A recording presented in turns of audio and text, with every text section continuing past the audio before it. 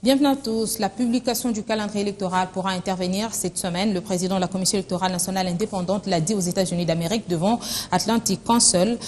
Corneille Nangaa a également évoqué les difficultés logistiques rencontrées par la République démocratique du Congo. Il reste tout de même optimiste quant à l'avenir du pays. Il confirme par ailleurs la tripartite CENI-Synthia-Gouvernement du 12 au 16 octobre prochain. Le processus électoral en République démocratique du Congo pourra connaître une nouvelle donne cette semaine.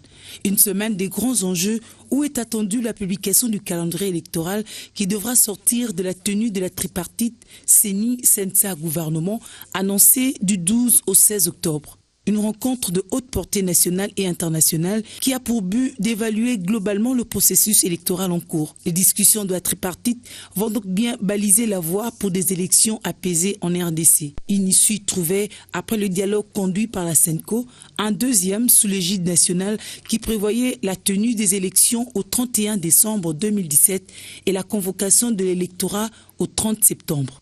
Aujourd'hui, difficile de croire à la tenue des élections au 31 décembre au regard de nombreux défis à relever.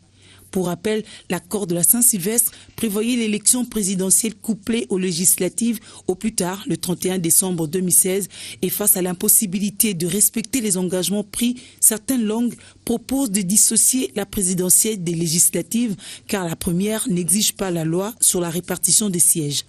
Une option que refuse la CENI au regard des prescrits de l'accord de la Saint-Sylvestre qui fait mention de la présidentielle couplée aux législatives.